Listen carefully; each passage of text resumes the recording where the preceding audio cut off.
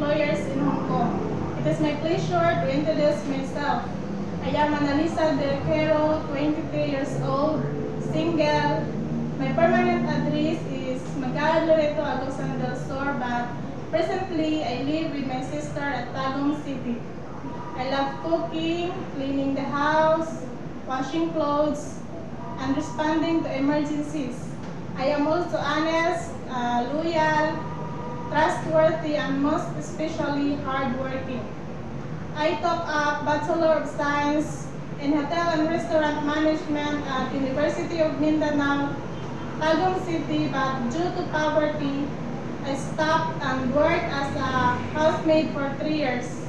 After 3 years, I decided to enroll caregiver, and luckily I finished it last August 2007. And because of that learnings and experiences, I decided to plan and apply and work abroad. Are you familiar with operating household appliances? Sir, Madam, I am very familiar in operating household appliances like vacuum cleaner, iron, washing machine, rice cooker, and etc. What experience do you have in cooking?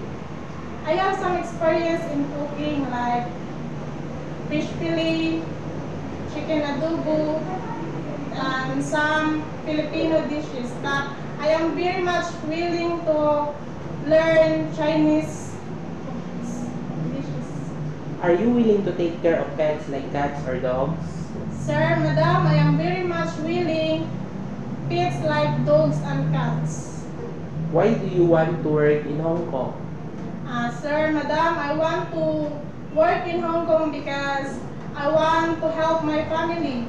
I want to earn money to support in their daily needs and to pursue the studies of my brothers and sisters. If you are lucky to be selected, what can you promise to your future employer? Sir, Madam, if I am lucky to be selected, I promise that I will finish my 2 years contract and I will be honest and loyal to them. Thank you.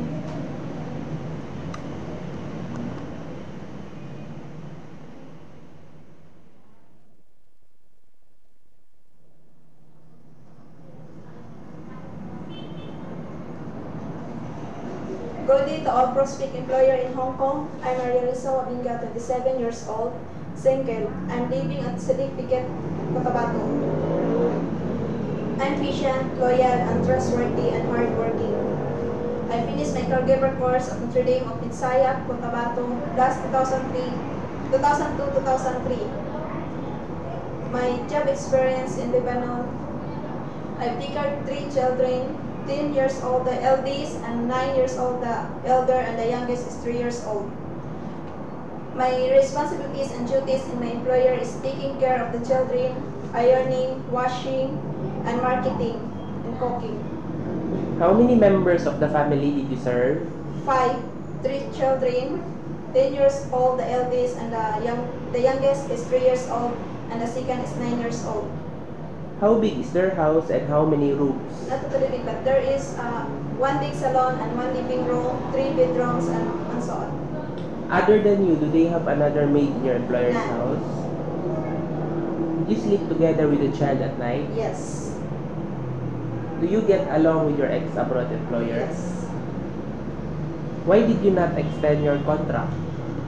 Because the salary of the Lebanon is not enough for myself.